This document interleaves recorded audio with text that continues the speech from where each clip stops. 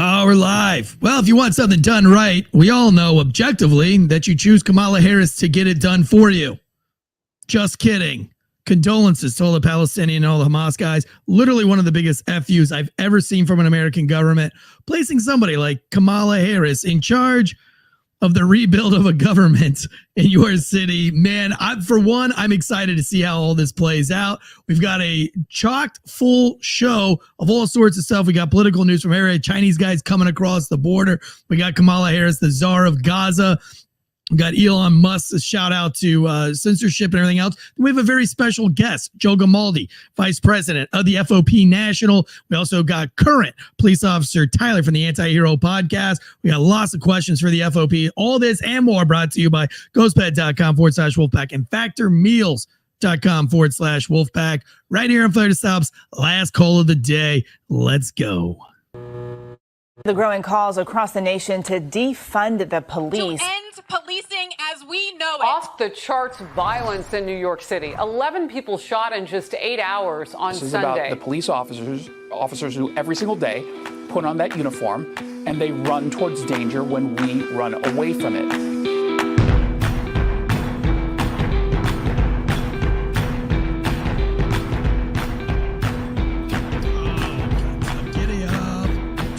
Hates it when I talk over the last call intro, but I do it anyway.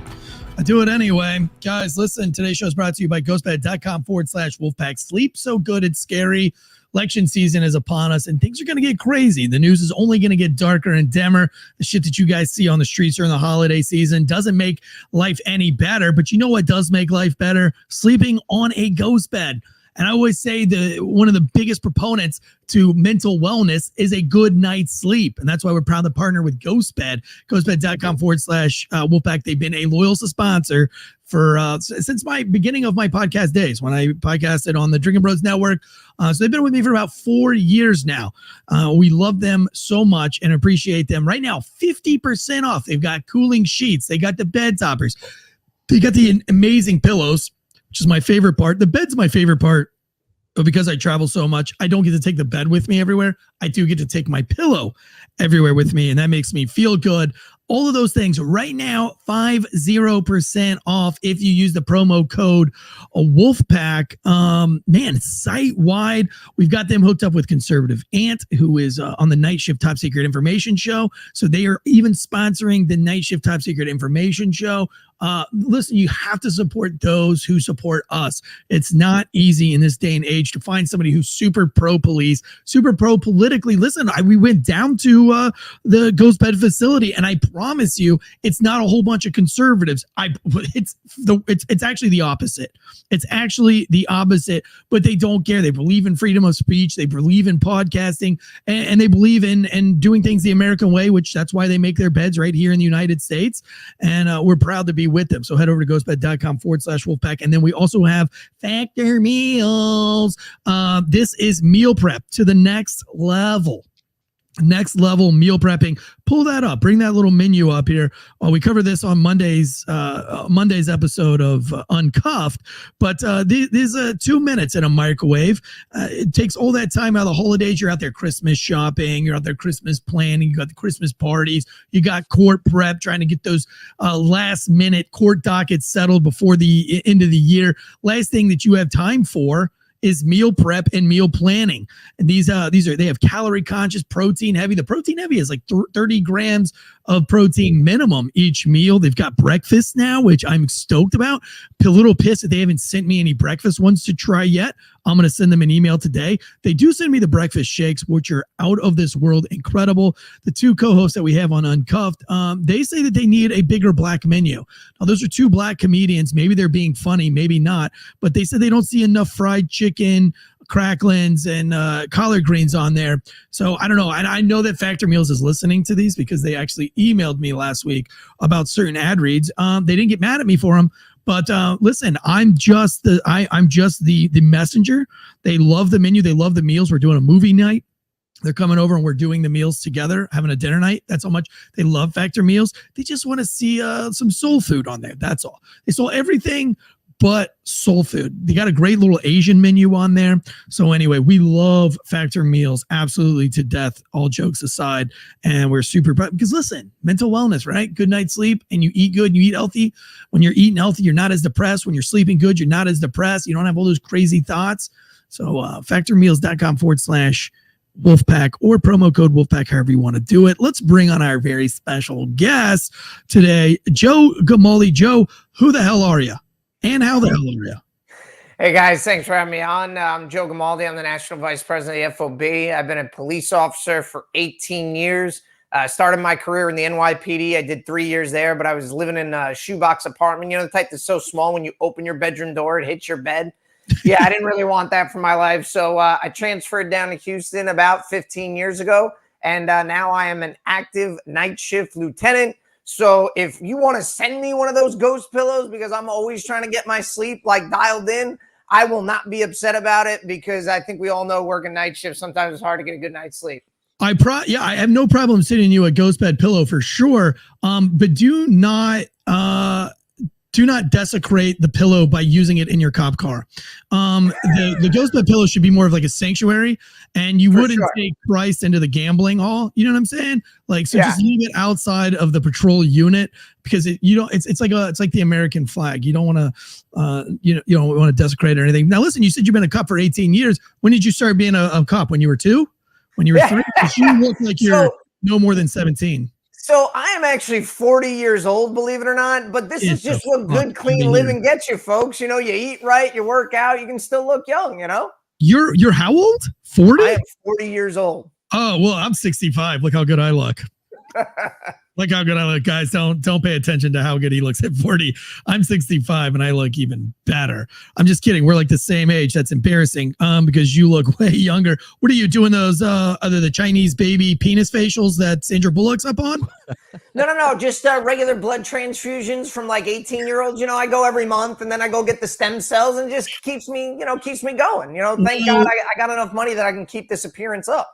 Well played. Well played. So thank you so much for joining us from Houston. We're getting a lot of questions for you as our live chat begins to grow. Guys, speaking of the live chat, thank you so much. A lot of paid members in the live chats, and that's because we are under a little bit of YouTube spanking right now. So our show is only going out on notification to paid members, or a lot of the non-paid members are getting zero notification on any of our lives. Now, if we pre-record and YouTube approves the pre-record, we get a lot better engagement, but that doesn't stop. We like to go live because we like the live engagement. So for those of you guys who are the paid members in the chats, Tactical Dudes, Will Cray, Mur530, a couple other guys in there. Thank you guys so much, Deadleg, all those guys, Fulcanator. Appreciate you guys. But if you could share it up, and let's get back to those OG numbers that we're used to seeing as we survive this intense shadow banning. By the way, that was all brought to you by the King Bo episode. King Bo, the MMA fighter who wore the shirt Trump was indicted for. Anybody on the Epstein list? We knew it. We knew it the moment we posted it. We actually waited to post it. It was under a lot of debate. He said a lot of things that you can't say on YouTube. At the end of the day, we just decided to say screw it, because 99% of our listenership is on audio, and we don't mind losing YouTube, which is why it's important. If you want to support the show, we're easily losing about $1,200 a month on YouTube at the moment. But we have Patreon to back that up, and that's why that's important. And that's why it's important for the paid members to be in there. And hopefully we don't get any more strikes so we don't lose our paid membership. But thank you guys for those of you in here. At the beginning of the year, we are going to go back to, we've got Factor meals, it looks like, for the whole year, Ghost Bed for the whole year of 2024. But it looks like on some of these shows, to make up the loss of the YouTube numbers, which is only going to get worse because of the election cycle, probably go back to those, what are they called? Dynamic ad reads? Everybody hates those too. Is that what it's called, Tyler? Well, like what's a dynamic ad read? The one where they fucking read it for you? Oh, yeah. Yeah. So anyway, but it won't go on Patreon like that. Patreon will still be ad free. But anyway, so I'm just giving you guys fair warning that in the new year, there's going to be, probably some more ads on the non-paid subscription side of things. So don't get too mad of us. That's how we keep this show on the move. Because, like I said, about a week ago. It's now coming to fruition. We have Josh Deadleg Media flying out tomorrow to build a set out for Conservative Ant for the Night Shift TSI show. You were just in Florida in the Jacksonville show, and we had to pay lots of producers for that show. And it looks like we're going to have a show in February in Fredericksburg, Virginia. I don't know the details on that. We also have one coming up in Tampa, Florida, and I don't know the details for that. So I'm basically doing what I always hated, which is, what would in the military where they are like prepare to notify, like, what is it?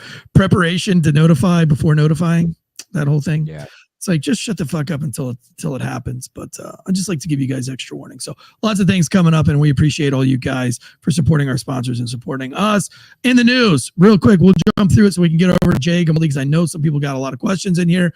Kamala Harris, basically the official czar of Gaza Strip. Now, I personally, and guys feel free to chime in on this. So the way this is working is that the White House didn't come out and formally say that Kamala Harris is now the czar of the Middle East or of Gaza. What they did was they sent her to the Middle East. And then if you really dive deep into the news articles, you will see that she had zero time in her schedule for anything except going meeting to meeting to meeting to meeting all over the Middle East. And if you really pay attention in the last 3 or 4 days of how many meetings she has had and what she said at these meetings, it's pretty obvious that she has now been put in charge of the rebuild of Gaza. She's made many statements. I'll go through some of the statements that she's made. She stepped on her toes. It's been very embarrassing. At one point, she told the news very specifically that there was no plan. There was no plan for restructuring the borders of Palestine and Israel, that there was no plan in place. And then the very next day, she's like, we have a very strategic plan of how that's going to go down. And it's basically going to be based on the Israel side. So she says one thing in front of one group. That's making a lot of people upset. I think this was probably one of the worst ideas or best ideas our government has ever had. But obviously, it shows how much the Biden administration does not care about Hamas. Listen, this is one thing we can agree on. For me, at least, I don't give a shit about Gaza or Hamas or anything, so I don't care. But man, what a slap in the face to the people of Palestine when you put just the worst guy in charge of something as important as rebuilding the government of your of the capital of your area there. But you know why they picked her specifically, right? No, I don't. I mean, maybe because she's the worst. Well, she for them. She is the worst. I will agree with you there. But from February 6, 2023, from CNN, she was in charge of our U.S. border policies and stuff. So she was the one that was in charge of our border and was dubbed the border czar earlier this year. So, and I love how we're throwing the term czar so much now with this administration, right? Like, and she's done such a stellar job as our border czar that surely we should just put her in charge of more borders. I mean, let's just put her in charge of every border, because our border is completely open and people are flowing over. We're having record numbers across the border. So, I mean, she has just done a bang up job. So let's just give her more responsibility. What is it like being in Houston, Texas? I know that you guys probably are more on the front lines of the border crisis than anyone. What's it looking like in Houston? I don't think the everyday American has any clue just how bad it is on the border.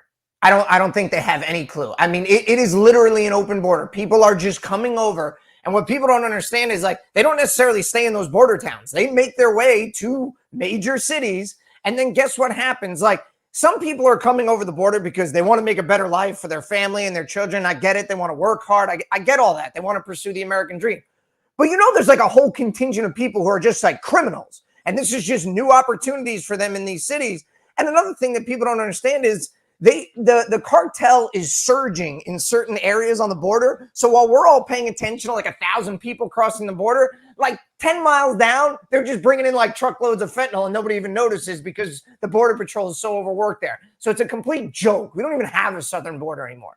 Now, do you guys have, is ICE still like big? Like for us, ICE became very political during the George Floyd era and the BLM era.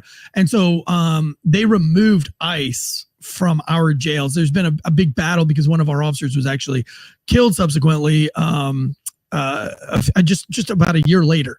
And then all of a sudden when this deputy was killed, they wanted to go after they wanted to use ICE and to go after this illegal Hispanic, anybody close to them. And it's like, well, you guys kind of set this up to happen and you got rid of ICE. But then when one of your deputies dies, now all of a sudden you really want to use ICE. And ICE was like, no, we're not doing that. You guys kicked us out and we're not coming back. And there was a huge battle because they were like, well, it's one of our own. It's one of our officers. And I'm like, that's not how it works, man. I mean, you know how many innocent people that aren't police officers that were killed by some of these illegal criminals that are coming across the border, and you guys didn't bend any straws or try to use us for that. So you can't just use it for law enforcement and not use it for the everyday citizen. You understand how that's not fair.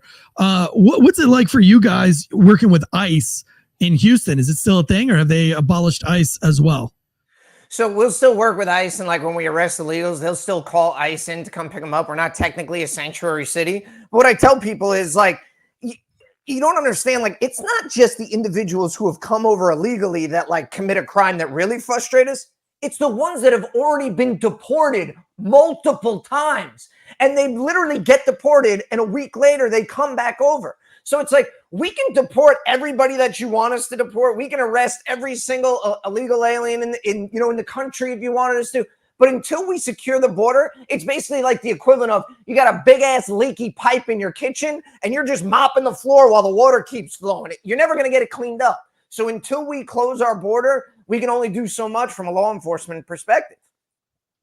Man, and how tragic. And that's kind of why I'm excited that Kamala Harris is now working her way over to the Middle East, because it kind of gets her out of our hair. By the way, Kamala Harris, I'm not just trying to be extremely mean to Kamala Harris. She has an all-time, the largest disapproval rating of any vice president to ever sit as the vice president in United States history. She also had a very low polling numbers out of California when she was running in California.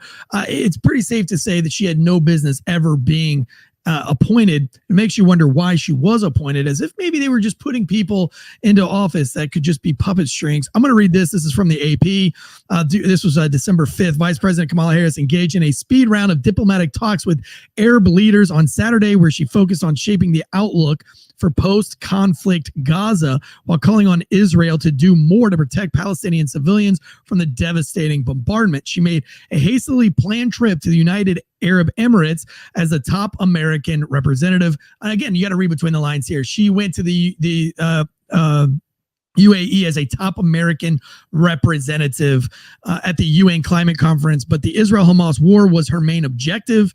She met with leaders of the UAE, Egypt, Jordan, and spoke by phone with Qatar's Amir. Her efforts to focus on what Gaza will look like once the fighting ends played out against the backdrop of an overpowering attack that Israel unleashed on the crowded southern area of the territory since the fighting resumed, obviously.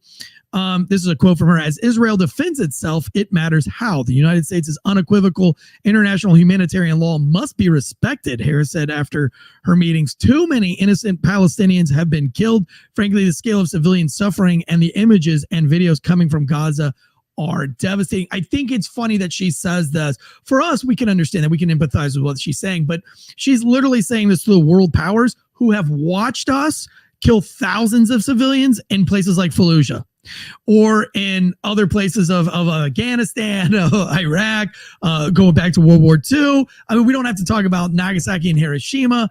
I must be laughable to some of these countries in the UAE where they're like, really, you're really upset about the Israelis killing innocent civilians, 700, in the last couple of weeks. That's what you're upset about. They've seen us do this 1,000 times. It's like when they made Putin a war criminal for killing civilians in Ukraine, and they kind of just laugh. Putin laughing that off and saying, "Are you serious? Because have you seen what you guys do when you go to war and the carpet bombing that you guys do?" She has no clue. She's pretty detached.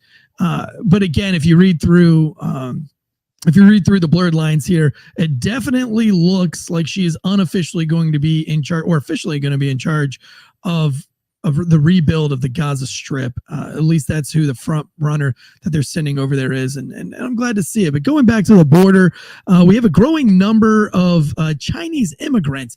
Let me ask you, Joel, have you seen any Chinese immigrants coming through? Is that a problem for you guys or not really? We're not seeing that on our side, but it doesn't mean that it's not happening. I mean, every day they're putting out a report of how many foreign nationals are coming from different countries that are crossing over the border. But it's just the fact of the matter is that we cannot continue to have a porous border and expect our country to thrive and survive. I mean, just look at what happened when, Texas, when we started busing migrants to all these other cities. Now, all of these other cities were very quick to tell us, oh, you need to have an open border. You need to be more empathetic. You need to understand these people are coming, until they started going to their city. And then all of a sudden it was, whoa, we don't have enough room for these folks. So I'm just saying, if you're such a bleeding heart and you want to help so bad, put them up in your house. Put them up in your 3-story walk up in the middle of Manhattan. Let them live with you. But now you're just getting a taste of how much they can overwhelm a system, which is why we need to have a controlled border. But we also need to have a balanced discussion about, we need to improve legal immigration in this country so that people who are actually trying to get an opportunity, it doesn't take them 10 years and $30,000, $40,000, $50,000 just in order to get their legal status here in America. We need to have a balance. 100% agree with you there. And Deadleg, I know this is close to you and you can't quite talk about it right now, just because you have somebody in your family right now actively trying to get into the United States from China legally. But one day we'll be able to talk to you about that when they get their due processes done and they're here. But yeah, I think you're right. We do need reform on immigration and how that works and how that plays out and getting here legally. And I don't know why this article from the New York Times is out. I always question articles like this. Let's say if you're sitting in your police car right now and you're tuning in, maybe you're a fan of the FOP and you're new to the channel, Joe Gamaldi here. We're not news experts, okay? We're C- students at best. We provide 5-6 shows a week, or 6 shows a week at this point to inform and entertain police officers. We don't talk police talk. We talk about it. We have comedy, society, and culture with 2 comedians, ex-cops. On Mondays, we have true crime with 2 law enforcement officers. One out of Florida and one out of South Dakota? Montana, Wyoming, something like that. Wyoming, one of those. Way up there. I lose track. Anything west of northwest of Michigan, I have no idea. It's all one place for me. But anyway, they do true crime on Tuesdays, and then we have political news here on Wednesdays. Thursdays, we have sports news with a guy out of Ohio. And then Fridays, we have our case breakdown. So we have lots of information. We're not trying to be the subject matter expert at this stuff. All we're trying to do is make you aware of what's in the news, because we know that you guys are not watching the news. We know that every law enforcement officer across the country wants to tune out because of all the bullshit. So we're trying to skip the bullshit and give you the news so you don't sound like an asshole at the weekend barbecue talking about dead babies and domestic violence the whole time. Tell 1 or 2 war stories and then be able to relate to what's going on. So with that, I would say when I read some of these articles, I'm coming at it the same way you look at it. You can agree or you can disagree. That's fine. That's why we have social media, and you can go and tell us what you think about us at all times. By the way, leave us a 5-star rating review on Spotify or Apple Podcasts. We're at 1.8 thousand on Apple Podcasts. I would love to see us get to 2,000 by the new year. So if you want to give us a Christmas gift for giving you all these free shows, leave us a 5-star rating and review. So this is coming from the New York Times, and I want to know why all of a sudden do we care about Chinese immigrants? Do we really care about Chinese immigrants, or what's the underlying message here? That's what I always say. I don't have that answer. Let me read this article real quick from the New York Times. Migrants are a part of an exodus of citizens who have grown frustrated with the harsh restrictions related to the coronavirus pandemic and the direction of Xi Jinping's authoritarian government. The trend has been coined the run philosophy, with citizens escaping to Japan, Europe, and the United States. The largest reason for me is the political environment. Mark Yu, 35, a Chinese elementary and middle school English teacher, said in February as he waited to board a boat in I can even try to say that. It's in Columbia, which is a beach town in the north. China was so stifling, he added, it had become difficult to breathe. He was among about 100 Chinese migrants setting off that morning to start the journey through the treacherous Darien Gap, the only land route to the United States from South America. Mr. Zhu said that he learned about the trek from YouTube and through Google searches, including how to get outside of China and how to escape. In the last 2 years, the area has been one of the most difficult portions of desperate journey for large numbers of migrants seeking to go north. So far, 481,000 people have crossed through this year, compared to 248,000 last year, according to Panamanian officials. So I guess, this article is just trying to tell you that the Chinese guys coming across the border are real asylum seekers. But I would argue that a lot of us have questions about going to war with China and what China's intentions are, and kind of the growing tensions that we have with China. I have some, I would say, inside information, but I have some inside information because my wife is Chinese. So obviously her entire family is in China. So when we started this open border policy a couple of years ago, this was right on the heels of all of the COVID stuff. So on the heels of COVID, we had in China at that time, they were literally welding people into their homes. And then people died in house fires because they could not get out because they were literally welded into their homes. So you have that kind of authoritarian power that will literally kill you to save your life. That's what they're facing over there. At the same time, you're going to have people within the government. You're going to have people that are going to look at, no matter what, every system that we have, be it immigration, be it winning a contest, playing the lottery, whatever it is, you're going to have people that will do their best to try to exploit that system, to get as much out of that with bending the rules, even breaking the rules, not following things. They want to get as much out of that as possible. So even though you will have people that are genuinely asylum seekers, that, hey, I don't want my government to weld me into my home and my family and we get burned alive. At the same time, you're going to have military-aged men. They're going to come over unaccompanied by themselves. So this is where this problem runs into. So this is an article that's just come out recently, last couple of days. About 7 or 8 months ago, there were a couple of articles that came about the same thing. And they were roughly saying about the same thing, but they didn't have nearly the pictured evidence and the documentation that they had behind us. I don't like to use TikTok as a factual source, a piece of information, but there's a couple of videos that I've seen on TikTok recently that there are people, that Americans and other people that are from other government or places in the world that speak English that are living in Mexico, because you've got people that like to live abroad and travel and do all that stuff, but they've been in Mexico and they have hotels now that are exclusively Chinese hotels. All the writing on the walls has Chinese writing on them. They have people that have at the front desk that are bilingual, and that is a pass-through. So you have multiple of these hotels all across the country, because now it is a way that you can funnel people from China through Mexico up in the United States with this open border. And then who knows what they want to do for this country? Who knows do they really want to seek asylum? Do they really want to come here make a better life for themselves? Or are they here part of the government? Are they part of Hamas? We have all of that side of things that have come across, all the tens of thousands of unaccompanied people that are on the known watch list that have come across. So it's not just China, and it's not just Hamas. It's everybody in the entire world that we have spent the last 2 decades, 3 decades, 4 decades, 5 decades pissing off. We now have the ability to our dress is up. You can come in, do whatever you want. We do not care. Yeah, have you seen the new article? And we're at the 28-minute mark of this, so we're going to turn it over to Joe and Tyler here for the FOP stuff. But one note: we saw that this explosion happened. I haven't covered this yet because I don't want to report on any news that I have enough information to report on. But are you guys familiar with this big explosion in DC? Yep. 4 miles from the Capitol. Yep. Who was the suspect in that? Supposedly Chinese guy. Looks pretty Asian to me, coming from the pictures. So things that make you go, I don't know if that's why all of a sudden that Chinese people come across the border was important in this morning's news article for the New York Times. But hey, listen, like I said, I'm a C- student at best, but I was a cop at one time, so I like to put 2 and 2 together. I like to put the evidence together and just see what happens. Let's jump into this FOP stuff. You guys got any more pressing news that you want to talk about? Anything else that people are talking about in local news? Nah, man. Let's get into the nitty gritty, bro. Let's go.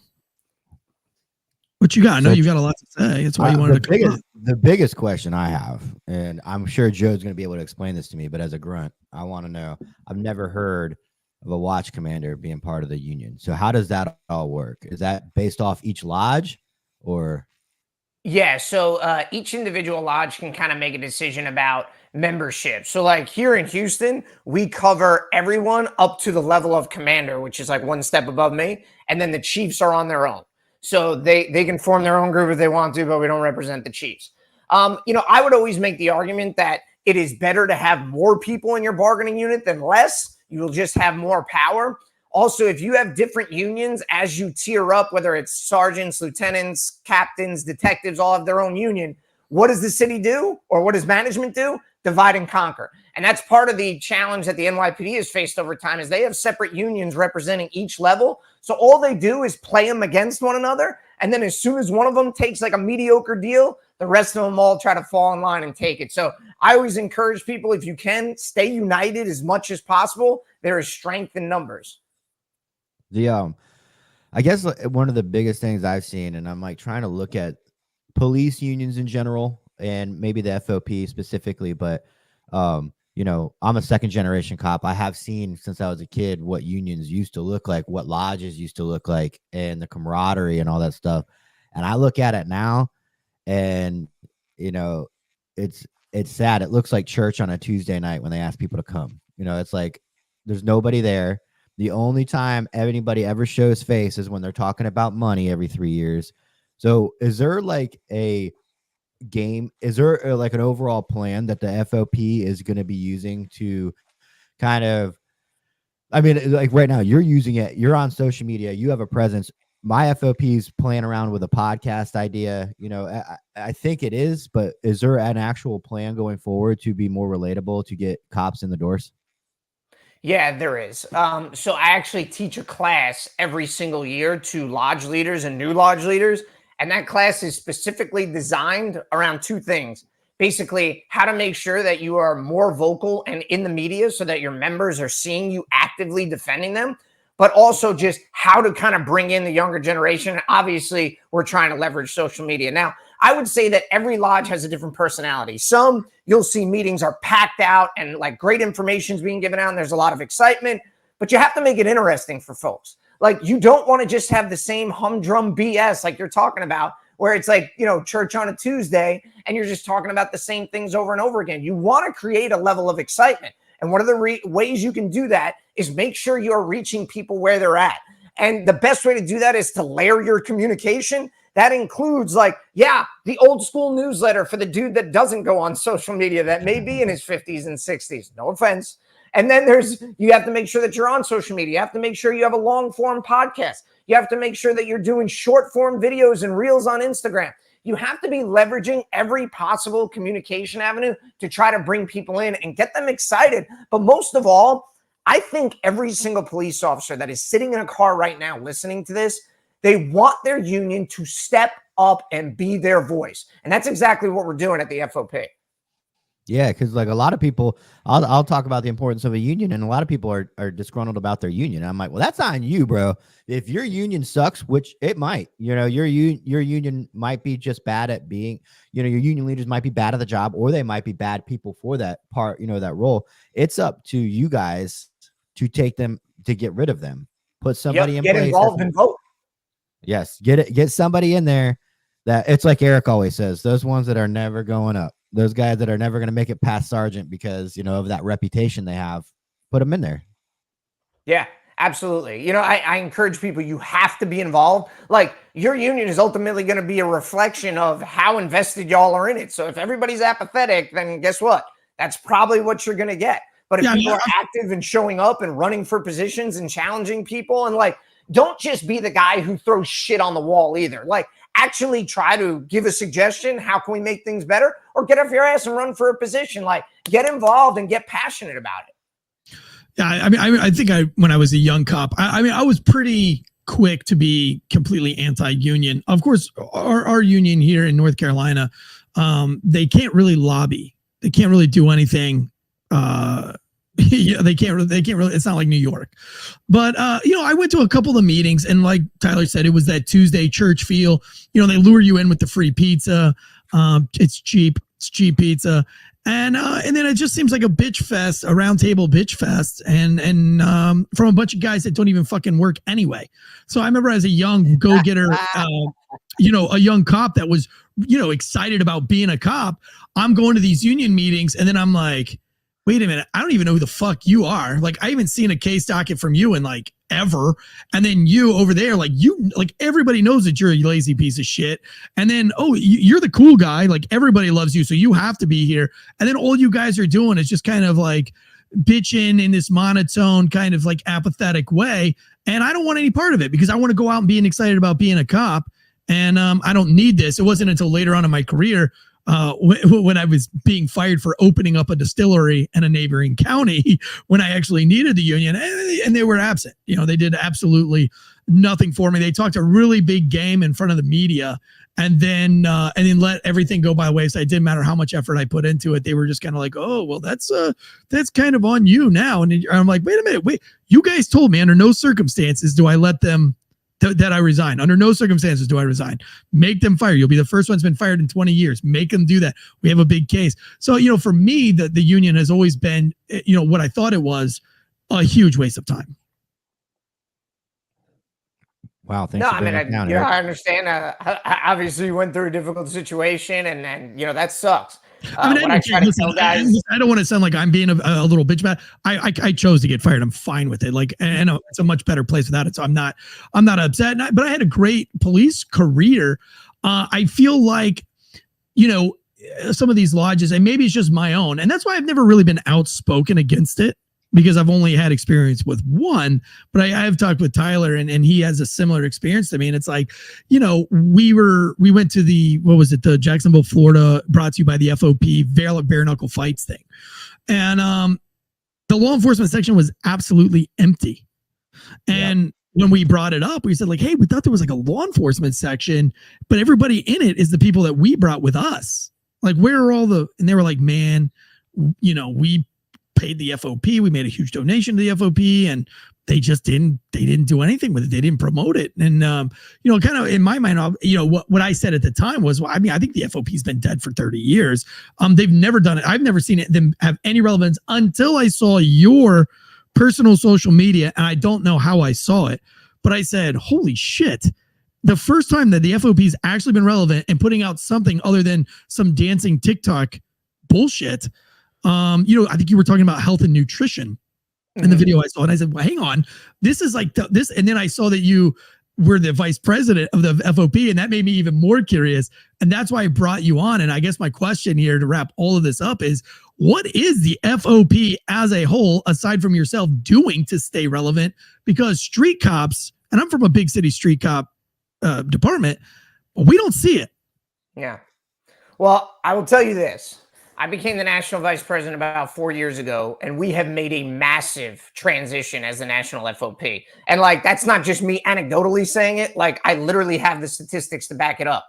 If you took all of the media mentions last year and took all the other 11 major groups, this is Major City Chiefs and ICP and all those other groups, they only make up 50% of our media mentions. When people are coming to talk about law enforcement topics, they're coming to us at the national FOP. Last year, we created over $31 million in free advertising for the FOP because we are making so many media appearances, because we are pushing back so hard against all the inflammatory rhetoric and all the bullshit that's been out there about cops over the last 10 years. So we have taken a very active role. We've changed. As a result, our membership has increased over 30,000 members in just the last few years. And we are now the largest police union in the entire country and in the world. So I think that your criticisms of it would probably be valid a few years ago, but the last 4 years, and like, you know what? Don't even take my word for it. Just go look at it. Go look at my Twitter. Go look at my Instagram. Go look at the National FOP's Twitter and Instagram. We are driving the conversation about policing in America right now. And I think you don't have to look any further than just the monthly report that we're putting out about officers shot. There is absolutely, unequivocally a war on cops in this country. We've already seen 350 police officers shot as of December 1st. That completely dwarfs 2021, which was the highest year that we had since we started recording the data about 7 years ago. So ambush attacks are through the roof. We've had 12 cops shot in the last 9 days. And the only one who's talking about it is the FOP. We're out there. I'm doing videos every single day. We're getting on the media to make sure that people understand. So then people ask, well, why is this happening? Well, I'll tell you why. Because this country has treated cops like crap for the better part of a decade. We've allowed cops to be treated like scum. And then we've allowed a complete revolving door criminal justice system that just lets criminals out over and over and over again. So we've created this environment. But you know what? The FOP is the only one talking about solutions too. We can pass the Protect and Serve Act, which would make it a federal crime to knowingly assault a police officer. We could actually, here's an idea. Maybe Joe Biden could actually go on the news and condemn the violence against law enforcement. This isn't like some high bar that I'm asking for. Just step out there and say, hey, it's wrong to shoot police officers. And oh, by the way, you DAs, how about you grow a spine, get off your ass and do your job?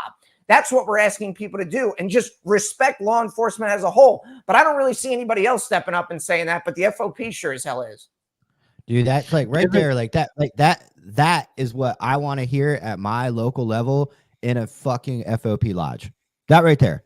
And I know you're speaking just nationally in general about law enforcement, but when my admin is kind of going off the rails and treating everybody unfairly, I want to, and like when you go to a lodge and there's no energy there, and they're like, when you were talking about change, right? In the last 3 or 4 years, the statistics have shown it, like kind of shifting gears. Like I know my FOP, my lodge president goes to all the things to learn. He comes back, he sits me in a table. I'm looking at 6, 7 people across from me, like an interview board, all the position holders. And I could tell some of them really, he was like, hey, this is Tyler. He does a podcast. We're thinking about bringing him on and doing an FOP Lodge 93 podcast to talk to our union members. And then also maybe inspire other FOP lodges to kind of do the same thing, network, talk about topics. And there was a couple guys that were like staring me down, and they were like, I could just tell they didn't like it. They didn't say anything. And then when they did, they were saying things that weren't relevant. And so I think that's big in being able to twist that and bring that energy and bring what you just did to a smaller group of people. And you do that once every 2 weeks, you're going to start seeing people showing up to these meetings. Mm-hmm. Yeah, no, I understand. I'll say just, I got out of policing 4 years ago. And when I was in policing, the only time you heard the FOP or saw the FOP was when you saw somebody's sticker on the back window. There wasn't really any pride. Nobody wore the t-shirts. There wasn't any coffee mugs. So we had this discussion well before you came on. Matter of fact, we had this discussion after the Valor Bare Knuckle fight, because we were just, we were bummed. We were like, man, we thought there was going to be a lot more cops here. We held a live podcast at a bar, and we had more cops at our live podcast than cops that went to the fight. Even though we were giving away free tickets at the live podcast, we still couldn't get them in the door. It was too little too late.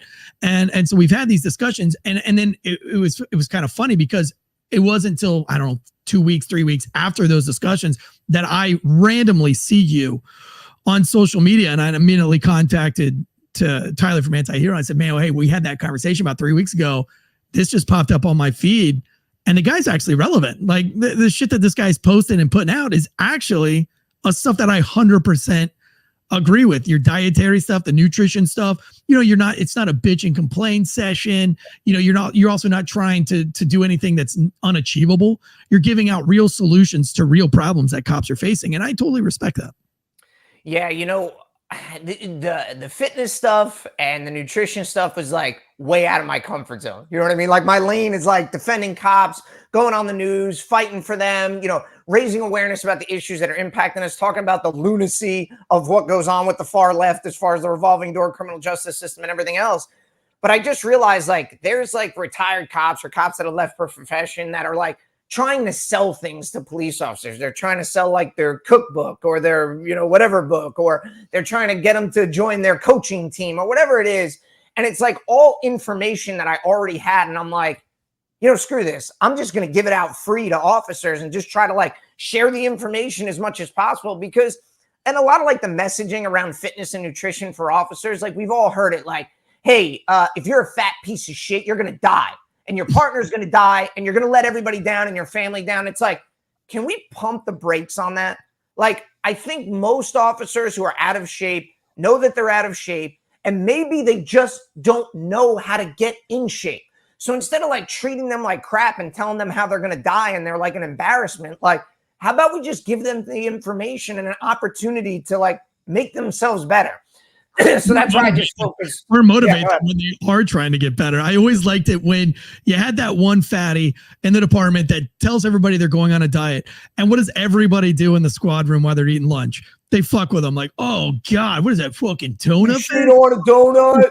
Yeah, you sure you don't? You know, and it's like they're set up for failure because it's, you know, and it's funny. And I'm probably guilty of it too, but cops don't like to see other cops be more successful than they are. It's crabs in a bucket. It's everybody. You know what I mean? You're trying to make yourself better. You're trying to separate from us.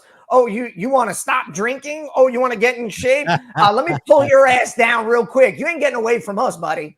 Yeah. It's funny you say that because we, Vinny Montez, the famous police comedian, he travels all around the United States doing stand-up comedy for everybody. He came to, they did a thing in Charlotte, North Carolina, and then reached out to me and asked if I would open up for Vinny Montez in Raleigh and to do 2 shows in Raleigh, North Carolina. And it wasn't until the day before the comedy event, I said, dude, what the fuck? And I said, what's going on? And they were like, bro, we try to get flyers out in the Raleigh Police Department in the neighboring jurisdiction. And they reached out to the union guy. And I know this guy. And he's right. This guy just texted me the other day for some Christmas gift stuff from another company that I endorse. And this guy told them that they couldn't advertise the comedy event because my name was on it. Now, I was officer of the year I got fired, which is crazy because everybody loved me. Even when I left with a smile on my face and it was all jokes. But now 4 years later, like this rumor has spread that I was like some kind of like vile guy that went out against them. And I think it's because my book got picked up by Simon Schuster and it gets published next year. But little do they know, I didn't mention anything about them in the book. Like there's nothing in the book but comedy. It's all just funny stuff. So, but I it's a funny story because, you know, I'm like, man, you guys would have been super pumped to have Vinny Montez here. But like, I think now they're just jealous that I'm getting to, you know, do comedy for somebody like Vinny Montez. They're like, oh yeah, we can't share that out. We can't let anybody know. So there was very little Raleigh PD people at the comedy show, which was pretty sad. Yeah, well, cops. We have to be the way we are. And unfortunately, one of the side products of that is a big ego. And, you know, the cops are the worst customer base. Cops are the worst demographic. Cops are the worst supporters of their own. It is what it is. And I've asked everybody and kind of everybody until you escape that and you start looking at it as an outsider. That's just the way we treat each other. Yeah. And to be fair, I think it's also like society as a whole. It's not just cops. Like people, I heard this quote recently, like people want to see you do well, but they don't want to see you do better than them. You know what I mean? So like they'll be cheering for you like, oh yeah, go, you're doing great. Until you start passing them up and they're like, oh, hold on. You're getting a little too big for your britches now. Let's pull them back down. We don't want to see anybody get too successful. Now, do you catch any of that heat from your own social media or from your own department seeing you on social media? I mean, it seems like you're kind of on a growing trend right now. Are you not? Well, I'll tell you, you know, I've been doing the union stuff for a long time. You know, I was the president of my local lodge and then I got on the national scene. And like, I will freely admit when I first started, I let that shit get to me. Like people would make a crappy comment or they'd leave a comment or they'd say something negative and I'd like really carry it with me. Like, damn, like, why did they say that? And this, that, and the other thing. And then over time, like, I just don't give a shit anymore. Like if you want to be negative, if you want to leave a crappy comment, like go ahead, you know, do whatever you want to do. I'm going to stay laser focused on doing what I'm going to do. I'm going to like just push out the negativity and just keep doing what I'm doing because too often you'll get caught up with one comment that some dude made and you'll be ignoring the other 100 that were like, man, keep this going. This is great. You're doing a great job, blah, blah, blah. Because we just internalize all that negativity instead of focusing on the positive. And that is another thing that we have as a profession, that we are too quick to focus on negativity instead of a lot of the positive things that we're doing. I 100% agree with you. 100% agree with you. What's something like, or somebody like Tyler? What can he do at his local FOP? If you're just a local street cop, you know, and you're going to these meetings, how can you be more part of the solution than part of the problem when going to these meetings? Yeah, I think a lot of it is, number one, just showing up and getting some people to come with you. Like, show that you guys are engaged in the process.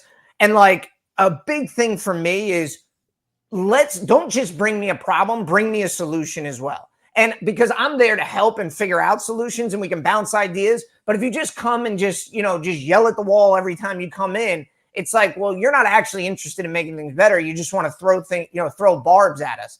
And like another thing too, like I get, Tyler, you're in that meeting and there are guys looking at you like, I don't know about a podcast. I don't know about this. There is a lot of that. There is a lot of that in everything, whether it's a department or whether it's a union of, we've always done it this way, so let's not step out there and take a risk or do something differently. And you just have to keep pushing and saying, listen, this is the results that they're getting on, the FOP has a national podcast and they're getting their message out there. Or so-and-so is doing it this way. Show them the successes of where it's worked other places so they can begin to wrap their mind around the benefit of having it. Because what I tell guys is like, there's still some people are like, why do you have to be so active on social media? Well, I'll tell you why. First of all, that's where the fight for our profession is happening. And that is the public forum now, the public square. But also what we're doing is when we talk on social media, we're pushing these things out and it creates the media stories that we want to talk about. So we'll talk about officers being shot and then, Fox or CNN will have me on to talk about it. Now we're reaching even more people. And then we can cut the clips of those media interviews and put it back on our social media and extend the story out for even longer. So there's a method to the madness of constantly putting out content and making sure that our issues are front and center to the American people. Yeah. Do you get pushback from your department from that? Since, I assume you're not the PR guy for your department. No, I am not. I'm not the PIO for my department or anything of the sort. I work night shift out on our on the west side of town. Like I'm in my own little, nobody even knows I exist anymore over there. But no, I mean, listen, I don't get a ton of pushback from my department. They're generally understanding that as a union representative, I have a voice and then I'm voicing the concerns of law enforcement nationwide. So I think it's just important to kind of have a respectful relationship where the local lodge has their job to do in Houston. If they have to argue with the chief or everything else, well, I keep more of a picture, I'll focus on the national picture. And then us guys on the street, all we do is we kind of just belittle and make fun of our lieutenants in front of the guys to just kind of let brass and admin know where they stand. Absolutely. Well, it's so funny. Every now and again, they'll be like, hey, LT, come out and eat with us. Come eat something. I go, no, I'm not going to come out and eat with you. And they're like, why? I go, that's your time to bitch about me. And they're like, no, LT, we don't do that. We don't do that. I go, guys, stop. It's okay. No. Everybody does it. Yeah, and then I'm just going to wait until I'm reviewing all of your body cams and I hear, dude, that fucking lieutenant, God, he pisses me off. I would never take it personal. And my guys and gals, man, they work their tails off. So if they want to talk bad about me a little bit, if it helps them vent, go ahead and do your thing. One big topic that I want to talk about before we wrap all this up is how close is law enforcement in general to losing qualified immunity? Is it a big thing that we really shouldn't be worried about? Or is it actually something that in the next 10 years could be a real thing? I would really tell individual officers, do not worry about losing qualified immunity. I think, we had a real fight and a real struggle. And the FOP was the absolute center of that fight, obviously post, George Floyd. And we basically fought that back. As a individual officer, I would not be concerned about qualified immunity. It doesn't mean that we're not keeping our eye on it. It doesn't mean that we're not paying attention to it. But it is not the issue that it was just a few years ago. And on the national level, it's much less concerning. The biggest thing is just we have to make sure that every state legislature is keeping an eye on it, and every state lodge is keeping an eye on their legislature to make sure they're not trying to sneak anything through. Yeah, and what's if you could paint a picture in the next 10 years, if this generation of cops, right, a lot of the guys that are keeping the union afloat, doing what they can, they don't have that much time left in. And so let's say the next 10 or 15 years, if this generation of cops don't pick it up and run with it and keep it alive and be proud of it, what would cop work in this country look like without unions? Here's, people ask me this question, if people didn't stay involved in the union, if the union didn't exist. So if you're a police officer that's watching right now, let me ask you a question. Do you trust your administration? Do you would trust your mayor, city council, county executive, whatever your government structure is? to treat you fairly if the union didn't exist? Do you think just out of the goodness of their heart, they would give you a raise? Do you think out of the goodness of their heart, they would negotiate a settlement for your discipline, or that they would let you go to arbitration to fight to get your job back? If unions didn't exist, you know what? I'll give you the best example. We were just talking about China and dictators welding people inside of buildings when there's no pushback and there's nobody to go against them. What do you think a tyrannical police chief or mayor or anybody else would do to police officers if there weren't union leaders willing to stand in the breach and fight? Just imagine that picture in your head, and that's what it would look like. And that's why it is important, not just for younger officers to get involved in their union, but it's also incumbent upon us as the union to make sure that we are bringing them and getting them involved. It's a two-way street. And that's why it's important for guys like you and the FOP and the FOP National to have a big social media presence, to have a YouTube channel, to have a podcast, because when things go wrong, the voice needs to be heard. And if you're right, if you can't get in front of the media, if you don't have enough pull, if you don't have enough backing to get on CNN and to get to Fox News, then what difference can you really make? And it all starts with participation. It's liking all those posts that you put out. It's going to the meetings. It's giving you guys the ammo or the backing that you need so that you can back up them. Yeah, absolutely. And like, go ahead, Tyler. Oh no, I was just gonna say, I mean, I rely on the union so much because when something comes down from, I work for a pretty big agency, from a major who can just do whatever they want. They can make all the rules, and it's just it is literally written. If the major says do it, and then we'll figure out policy later. But the people between me and him, I've been forced to read books on fighting tyranny about the gates of hell or whatever. They've forced us to read leadership books, and the same people that make me read books about fighting tyranny wouldn't bust a grape in a fruit fight, But you got the union that's at it every single day, doing everything they can.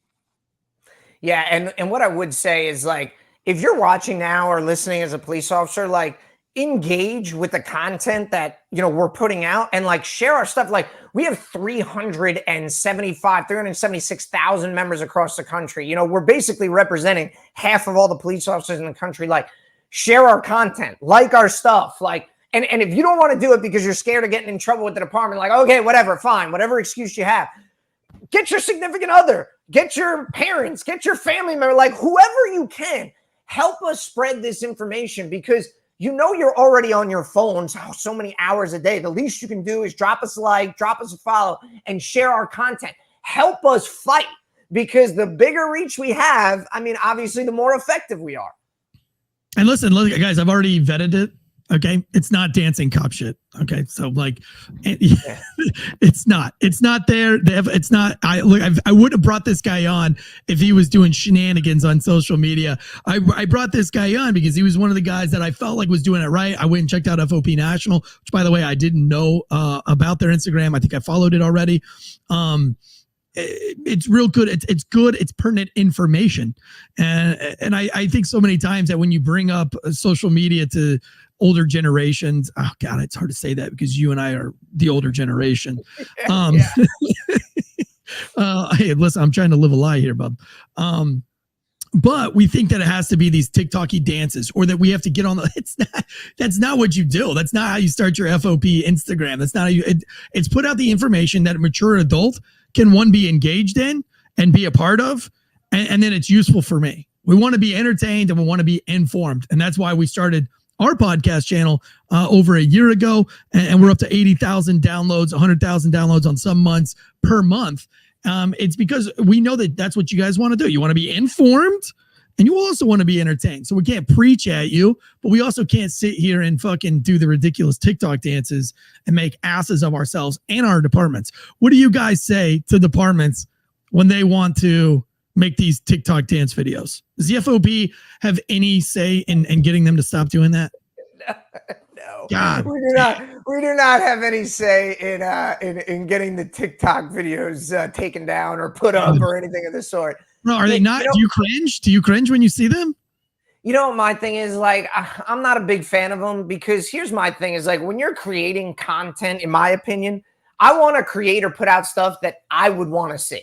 Like that's, like if you want to recruit, forget TikTok videos and dancing and all this other stuff. Body cam videos of badass officers saving people, helping people. Somebody's drowning, they jump in there. We just had a sergeant who was shot 4 times and still fought back and DOA'd the dirtbag.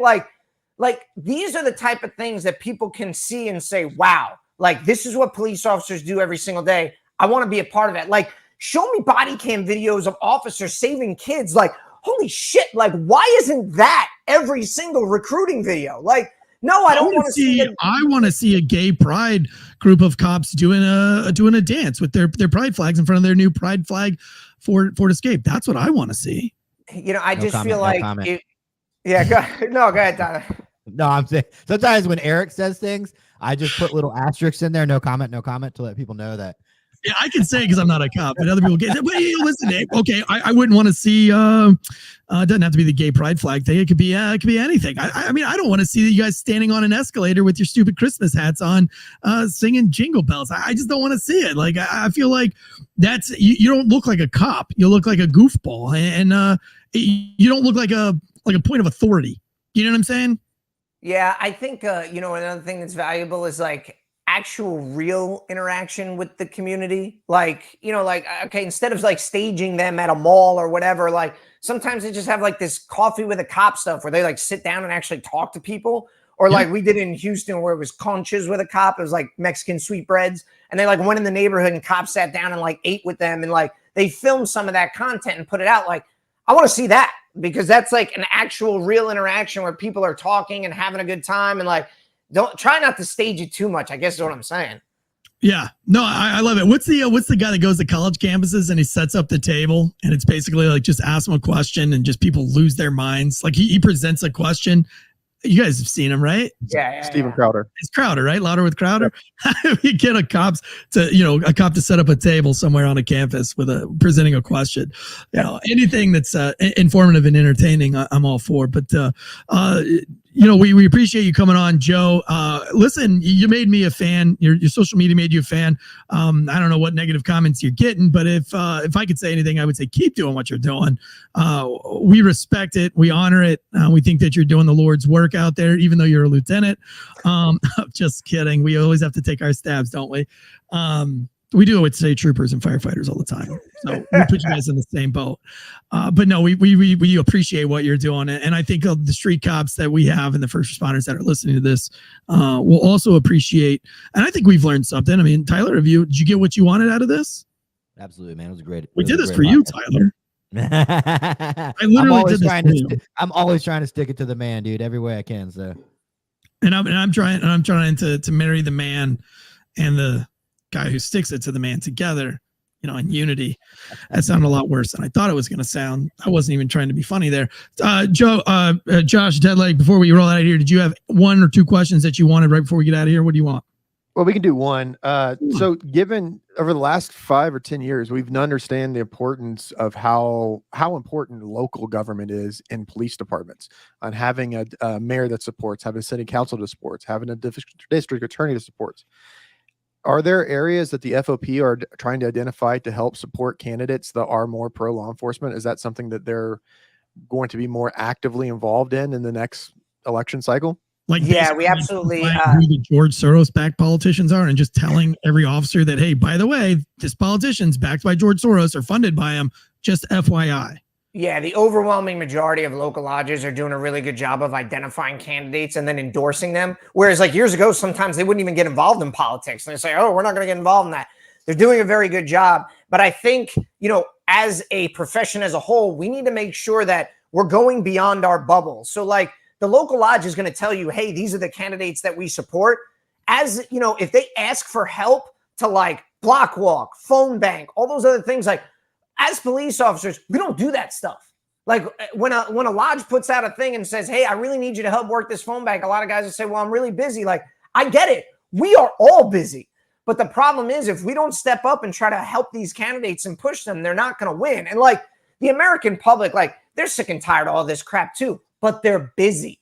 They're taking their kids. The working public who actually contributes to society is busy. They're taking their kids to soccer practices. They got jobs, all this other stuff. So you have to reach them and say, hey, these are the people you should be voting for. Don't necessarily just vote party lines, because those local elections are ultimately going to decide. And they're much more important than the national elections, because that's going to impact, your school board elections, your DA, your mayor, your city council. Those are the people that are going to impact you. And you have to motivate these, soccer moms and working dads and working moms to get out there and vote, because they're just busy. And they're not going to show up at a city council meeting and scream at the city council members because they actually have a life, not like these loser activists that just scream at the wall and they don't have anything to say. You have to reach those folks. And part of that is being involved in spreading that information. Well said. Appreciate everything that you guys are doing. Guys, thank you so much. If you haven't already, go back and listen to last Friday's show with Jonathan Emord. There was a lot of great censorship stuff that I think is going to be very important going forward. So if you haven't had a chance to catch up and listen to that, go and do so. Tomorrow, we have the sports show, the new sports show with Dispatcher John and Fire Chief Jason Kiefer from One More and I'm Out of Here podcast. Those guys have got some great stuff. I think they're talking about the Kansas City Chiefs kid with the black face and the red face and all those things. And then we'll see you guys Friday for the big case breakdown. Joe, if you ever need anything from us, you need us to push or promote anything, it's on the house. Just send it to us and we'll share it out there to our listeners. We appreciate you and what you're doing. From myself, Tyler from Anti-Hero Podcast, Joe Gamaldi, FOP Vice President of the FOP National, and Deadleg, guns up, giddy up.